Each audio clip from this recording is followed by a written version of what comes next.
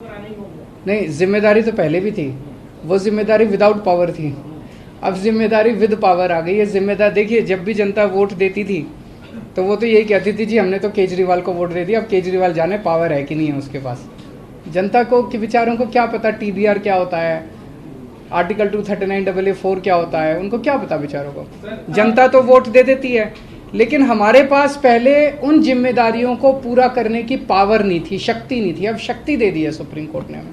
Sir, पहले जो आपके काम है, अगर आप याद दिलाना चाहें, कौन सी ऐसी फाइल है जो अटकी हुई है और कौन से ऐसे काम है जो आप करना चाहेंगे तुरंत? ऐसे बहुत सारे काम हैं जो पिछले कई सालों में अटके। पिछले 1 साल के अंदर तो आपने देखा कि किस तरह से पिछले साल लास्ट के महीने नवंबर तक आते आते मोहल्ला क्लिनिक के अंदर लैब टेस्ट्स बंद हो गए थे, दवाइयाँ बंद हो गई थी। जल बोर्ड जो है, बजट असेंबली ने बजट पास कर दिया, लेकिन कुछ ऑफिसर जो हैं वो बजट रिलीज़ नहीं कर रहे थे। हर डिपार्टमेंट का गला घोंट दिया गया था अफसरों को के ज़रिए, वो अब बंद हो जाएगा। अब जितने जो असेंबली के अंदर हम बजट प्रेजेंट करते हैं और जो जनता की बात रखते हैं, वो सारी चीज़ें अब हम कर पाएंगे। सर, अधिकारियों की मीटिंग आपने बुलाई है, बड़े अधिकारियों, क्योंकि कहा जाता है कि यदि अब तक CS काम करते रहे तो क्या होगी मीटिंग की आपने बुलाया? ज़रूर बुलाएंगे, अब आने वाले टाइम में मीटिंग्स तो होती रहेंगी। सर, अभी हाल के दिनों में बहुत सारे ऐसे फैसले एलजी ने लिए जो कि मतलब सरकार के अधिकारों का उल्लंघन करके खुद से लिए गए। क्या अब उन फैसलों को रिव्यू भी किया जाएगा? वो फैसले कई सारे गलत हैं।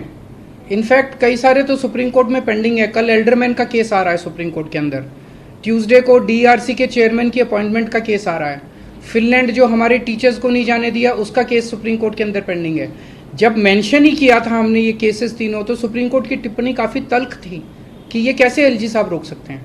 एल्डरमैन की अपॉइंटमेंट बिल्कुल गलत हुई है। जो DRC के चेयरमैन 4 महीने से फाइल LG साहब के पास पड़ी हुई थी, LG साहब ने अपॉइंटमेंट नहीं होने दी, तो हमें सुप्रीम कोर्ट जाना पड़ा। मुझे लगता है कि अब इतना सुप्रीम कोर्ट जाने की, हाई कोर्ट जाने की ज़रूरत शायद ना पड़े। अब शायद हम अपने स्तर के ऊपर ही कई सारे निर्णय ले सकते हैं।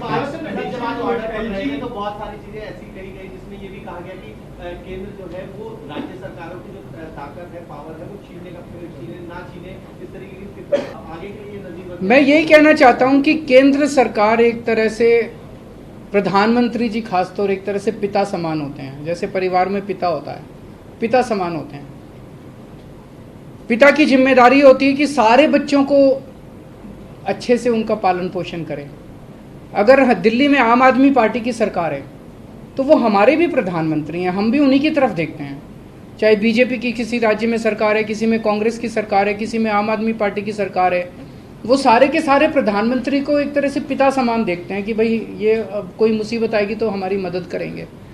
लेकिन अगर जैसे ये 23 मई 2015 को आदेश पारित करके दिल्ली सरकार की पावर छीन ली गई, 8 साल तक हमें बिना पावर के काम करना पड़ा, काम रुक गया, किसका फायदा हुआ?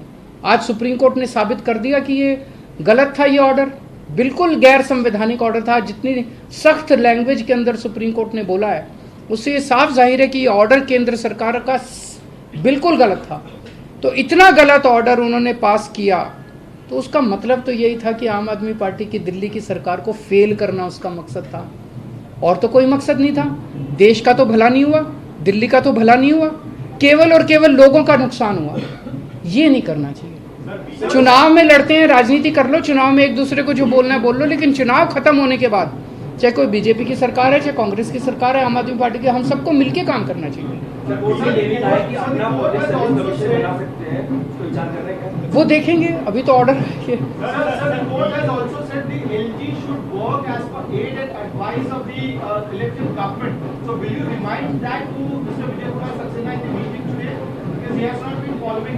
जब उनका आशीर्वाद लेने जा रहे हैं तो सारी चीजों पे आशीर्वाद है जी, मिलके काम करेंगे। बीजेपी के नेताओं को बयान ऐसा भी आ रहा है कि अभी संसद भी है, संसद में कानून भी बन सकता है, अगर सही गलत उसमें बदलाव कर देंगे, बड़ी बेंच के पास भी जाया जा सकता है। ये पहले भी कोर्ट में दलील दी थी केंद्र सरकार की तरफ से कि 9 बेंच के मामले को लेकर क्या मेरे ख्याल से अब लार्जर बेंच नहीं, आज उन्होंने क्लियर कर दिया। 5 जज बेंच को अगर रेफर करना होता तो वो आज ही कर देते, तो लार्जर बेंच का ऑप्शन नहीं है। मेरी अब उनसे यही निवेदन है, यार अब हमें काम करने दो, इतना टाइम तो खराब कर दिया।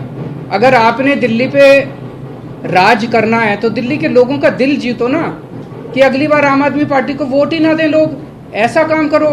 मतलब काम में टांग क्यों उड़ा रहे हो? जब तक हमारी सरकार है हमें काम करने दो, कल तुम जीत लेना, तुम काम कर लेना, टांग तो नहीं अड़ानी चाहिए।